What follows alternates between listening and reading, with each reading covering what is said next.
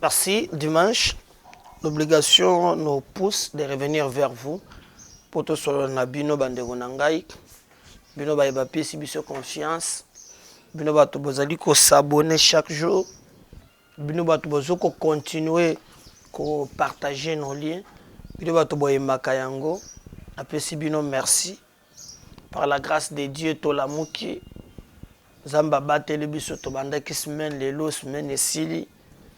A continuer à battre les bisous nous moutons et sikaya azali na diversité naie to sambela pour na Congo que le Seigneur nous donne la force de traverser période de turbulence mboka na biso tikala uni dans ses frontières zamba zale sima ya mapinga ya ba congolais nyonso tozala fort to réaliser rêve balobaka que l'Afrique à la forme d'un revolver, mais dans la gâchette, ils ont caché na Zaïre.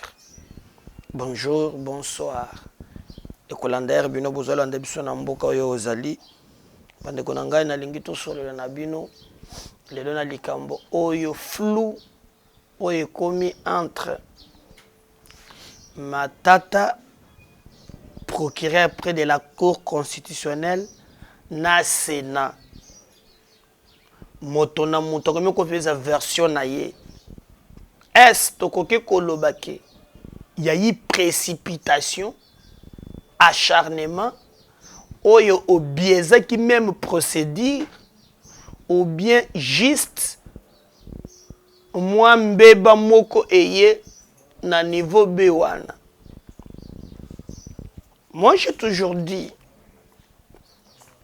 que mboka ils ont représenté dans institution. Et partout au monde, il y a les instances. Oh, il y a ceux qui sont bengisi atali aux président de la République. Bon, mon qui en France, l'ancien président de la République, condamné par la justice. Bazo kota la rana yote. La justice élève une nation. Mboka loko la Congo, oyo ba politicien, musarango be moyibi, be kanyaka, be kopumola mboka. Dans un pays comme le nôtre, la justice a un rôle très important. Oyo sengeli est joué. Yango bomona ki même Pepe Ntambwe Mwamba.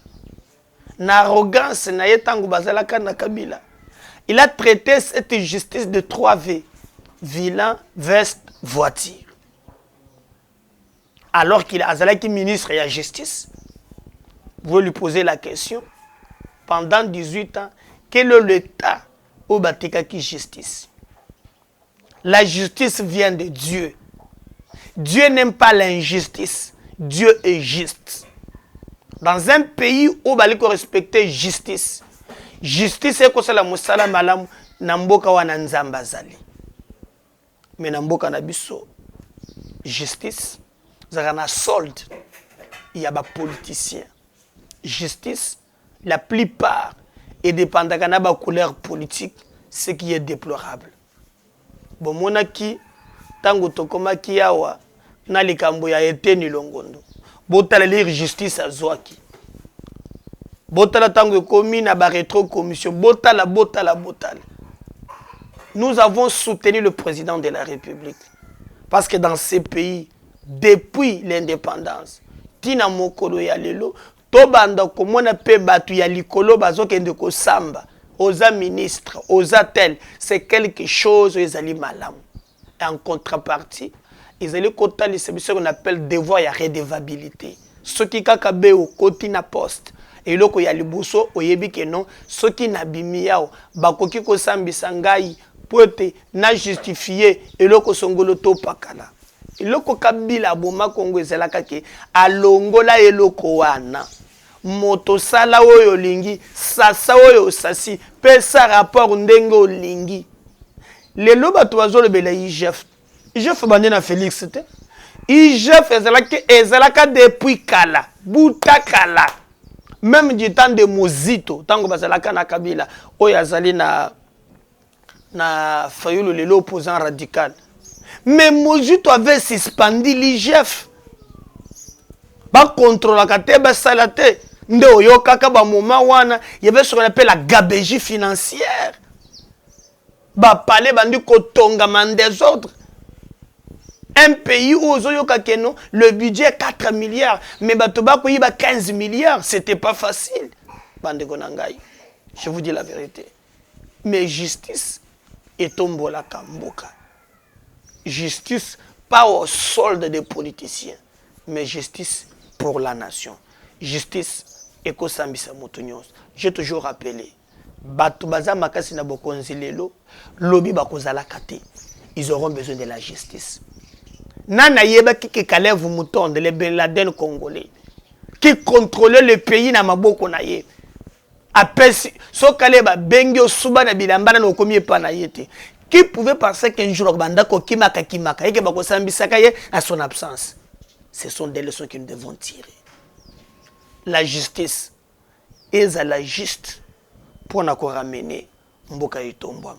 Parce que ce que vous faites aujourd'hui, demain bako sala bino pe yango tomoni IGF asali musala malamu ya kosakana te ata bambibe ya mike ezali parce que ngana lobaki IGF akotikala ta répondaka ba acteur politique te IGF asali musala malamu mais atikala na musala wana pour namoni abebisaki akomaki o Jean Lucien asali musala malamu o kaltala ya asali boy te yabi mananzela wana atika la bena musala ya vraiment ko contrôler le lenge bato bazokam soki muntu asali malamu batie wana po asala bongo mboka na biso ezalaka bongo mokonzi aye atie câble mais biso to fotaka courant oh to betele maboko mo snel na kolobake mo pesi ya bato lotiliki le so peut le o salibe musala na yo oh bomoninga na zo voter balwa kuna me oza député okenda ko sala nini ko bina ka mulango ou bien okenda bo voter balwa c'est ton droit donc eza musala okendele ki yango devoir na yo yango wana mboka ileke na badon oh mama ki folero avec les habitants de Mungubuji asele bango don de Olive comment le maman social ko sala ka bato badon pendant 18 ans badon ezala ki wapi matata l'affaire un peu compliquée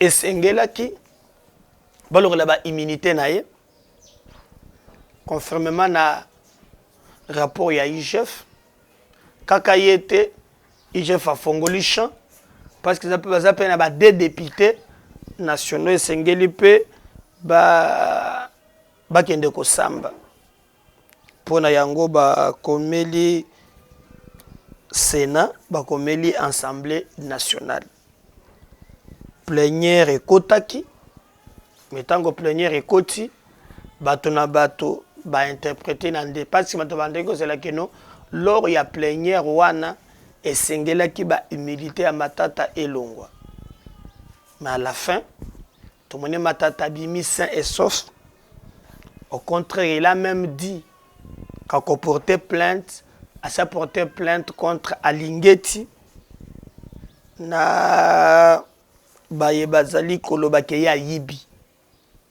parce qu'il faut se retenir matata développe les ambitions présidentielles donc Aza candidat président de la République selon certaines sources et loi n'abuse lobby loi électorale ceux qui va condamner pour la corruption au coquet cause à la candidaté président de la République bon mon avec Jean-Pierre Bemba non tango ba condamné ba lobby subornation des témoins est égale à corruption la loi électorale interdit ceux qui va condamner yo pour na makambu ya corruption au coquille jamais qu'on prétendre que la candidat président de la République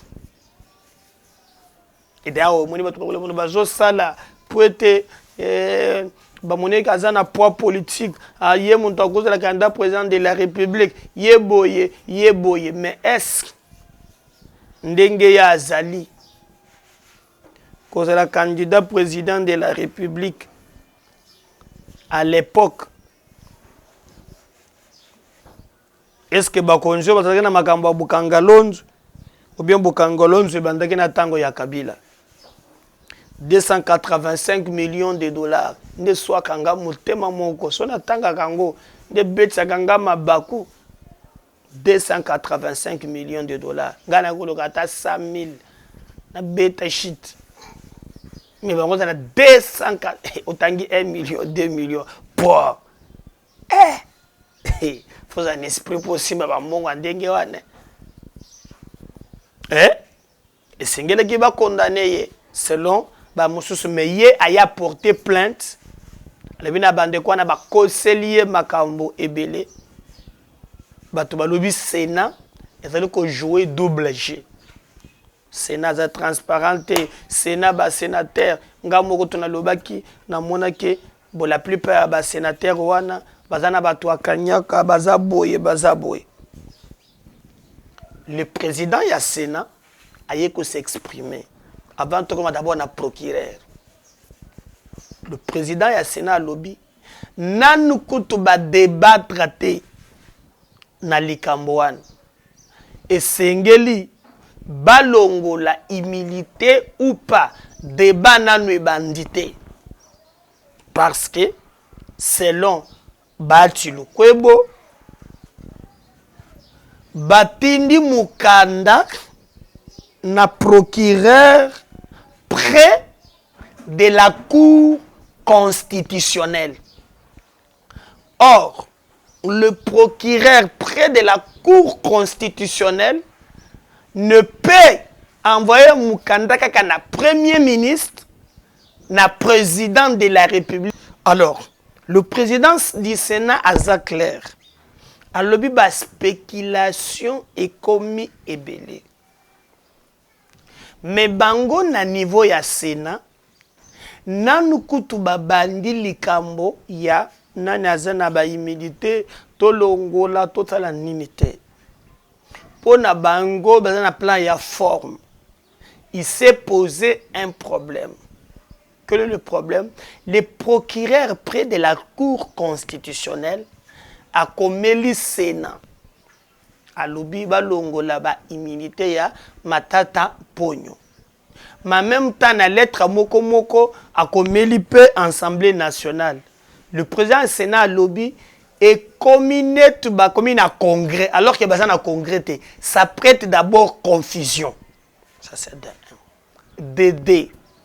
Na mukanda wana bakomi ke ye azali basambisa Matata na Cour constitutionnelle alors que ye azalaki ancien premier ministre azali ancien premier ministre mais actuellement azali sénateur. Donc pensez que un sénateur dans ses fonctions actuelles a comme na Cour constitutionnelle ezali kopesa mubulu ye pona bango esengeli asamba na cour na cour de cassation oye akoki kende ko samba. Alors nanu babandi débatté. Donc le président du Sénat balobito za président ya Sénat au comme dictateur te soza président ya Sénat ata oze na union sacrée lobby te que bon violer ba texte te. Union sacrée veut dire bord politique oui mais na ba institution wana il faut se la guider par le texte. C'est ainsi que Bati Lukwebo vit son expérience na ba monsieur bimaki de gauche à droite, il devrait regarder tout le monde. Donc il n'y a pas eu que non ba sénateur ba o ba tout sur le bio bati agomi ko jouer jeu ezali intox na manipulation inutile o ezanga mutu na makolo. Donc le vrai problème est à ce niveau là. Et est-ce que kobenda temps? Est-ce que sengeli ba komela bango? Est-ce que et vous allez voir que zali bongo, parce que même procureur ye mokope aye kokoma mukanda mususu hormis ya liboso aya zongeli akomi mususu. Soki natangeli bino nazolinga sans que tozala na ba agitation ou bien na ba mvuya ndenge tozala quand même analyser quand même froidement. Est-ce esengela ki kosala ba mbeba ya boye? Est-ce ezali précipitation? Est-ce ezali rare? Est-ce ezali acharnement? Nga na yebite me na kolinga parce que émission to sala katolobaka toujours mutu na mutu appelle na lecture des faits na yo ko permettre que non makambo ezala liboso parce que bato bayebaka te l'image ya ba institution yango pesa ba respecter biso pe libanda. Yo mona kate en Afrique les Africains ont besoin de faire na mer méditerranéenne alors que na bamboka na bango ba buzueza ebele. Image ya ba dirigeant na biso, c'est que les institutions basalaka ça nous engage aussi indirectement. C'est pourquoi moko na moko à son niveau aza appelé ya vraiment ko contrôler ka ba institution ya mboka. Olingo lingate ozana kati. Je vous fais lire et vous allez voir l'être déjà en tête nango zo poser problème. En tête. Réquisitoire du procureur général près la Cour constitutionnelle tendant à obtenir l'autorisation de poursuite des députés nationaux Louise Munga Mesozi et Lumbu Kiala et des sénateurs Augustin Matata Mpogno Mapon et Ida Kimondi Nassirwa. Ici, bakomeli bango nyonso en bloc et l'Assemblée nationale et le Sénat. Bazana congrès mais ce qui biso toza batu ya mobeko makasité on peut comprendre ata mwa muke. Po procureur akoma mukanda ya boy. Ezani parce que bazana ko bazaba chambre séparée. Donc, je pense que c'est Ngelaki, Kokomeli ensemble à part, Kokomeli c'est pourquoi, le président du Sénat, qui basé dans le congrès, Bati Bango n'envouille, donc, Bambrouye, Bango, Baébité, ceux qui vont faire les Cambonines, Nazo Kita. Donc, ils appellent un peu moi, Mouboulou Menazo, continuer à l'honorable président de l'Assemblée nationale, à l'honorable président du Sénat, tout ça qui chasse Lingwala. Monsieur le Président, subsidiairement à notre réquisitoire numéro 12-19 RMP bar 0001 bar PGC bar Constit bar MOP bar 2021 du 28 avril 2021 et à la rectification de ce que nous avons demandé quant à l'autorisation de poursuite du sénateur Augustin Matata Mpogno. Nous vous prions de considérer qu'il appartiendra seuls les honorables sénateurs, conformément à l'article 75 de la loi organique numéro 13/010 du 19 février 2013 relative à la procédure devant la Cour de cassation, d'autoriser les poursuites de ces derniers et non au Congrès comme nous l'avons précédemment demandé. Procureur près de la Cour constitutionnelle, Atalisi Yemoko Alobi, en tout cas, le lenge makambo elekaki et sengeli ezala bongote. Ba disposition Oya lobby la loi organique numéro 13 bar 010 19 février 2013 relative à la procédure devant la Cour de cassation.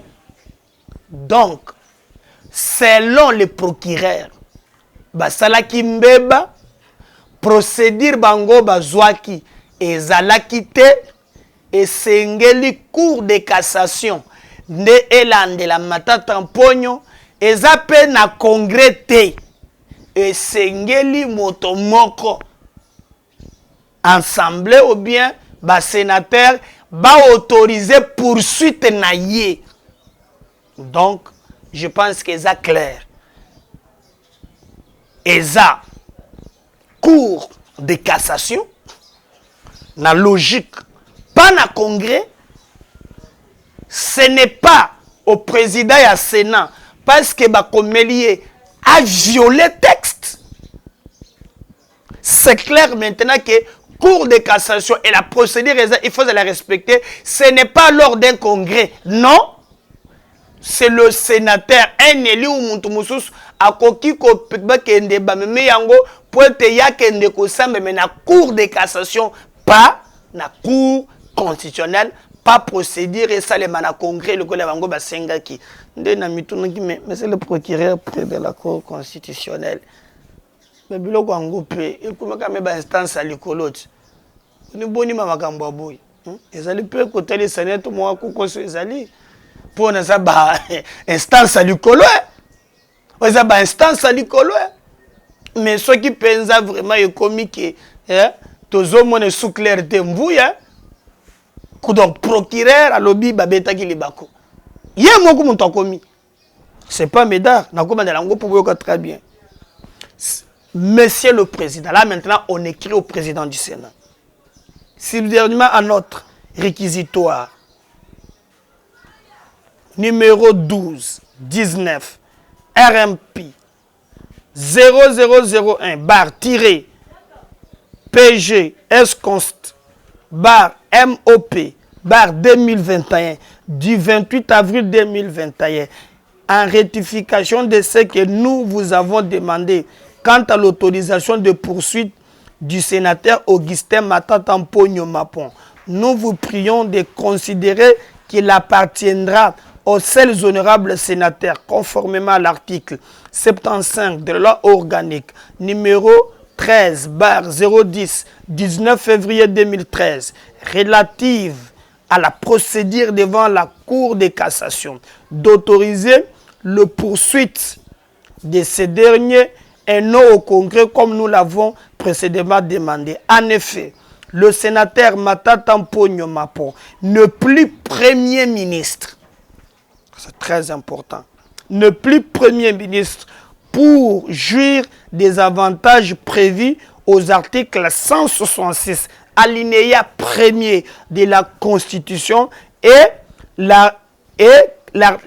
80 de la loi organique numéro 13 026 du 15 octobre 2013 portant organisation et fonctionnement de la Cour constitutionnelle. Je reprends le paragraphe qui nous m'intéresse encore. Le deuxième volet, pourquoi en effet, le sénateur Matata Mponyo n'est plus Premier ministre.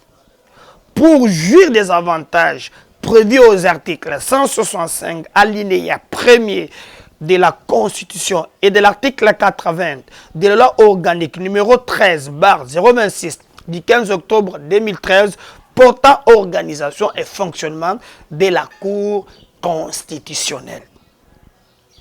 Par ces motifs, plaise aux honorables députés nationaux d'autoriser le poursuite judiciaire en charge des députés nationaux Louise Munga Mesonzi et Lumbu Kiala. Plaise aux honorables sénateurs d'autoriser la poursuite judiciaire à charge des sénateurs Augustin Matata Mponyo Mapon, Idaka Monji, Nasserwa pour leur permettre aux intéressés de présenter leurs moyens de défense et faciliter l'instruction du dossier. Voilà la vérité. Na dossier Oyo et Sengelaki Boyeba. Donc, na lolenge makambo eleki, la Cour constitutionnelle procureur à reconnaître que Mbebe Zalaki. Mais pourquoi cette précipitation? Pourquoi na lombango? Est-ce que ba étudier ba paramètres nyonso yote? To sengi bango tona leçon à kopesa bango te, mais za ba institution ya likolo ba meka quand même avant kozwa ba décision bazonga kasima batalaka poete epesa nanu penza te nete za likambo contre un individu alors que bambongo ebungi eza mbongo ya moto moko te eza mbongo na biso nyonso toza na besoin ya procès équitable mais c'est dans les normes et ba institution na biso ba evitaka biso komemelaka biso ba mvuya wana ya ba précipitation ezali la montée. Nous, ce qui nous intéresse, nous serons là pour suivre ces dossiers de près. Je crois, président du Sénat, Aza Claire, la question position, Boyoki, réaction, il y a justice, il y a procureur près de la Cour constitutionnelle, où il y a reconnaître que à Betty Mabako et Boyoki peut que Matata peut apporter plainte. Donc c'est dans ce contexte-là que le dossier Wana et Zali Koleka. Merci de continuer à vous abonner massivement, de partager nos liens et surtout d'aimer et de les commenter. Si Dieu ne revenait pas, Ngaïna Bino Tokokutana, la prochaine édition. Bye.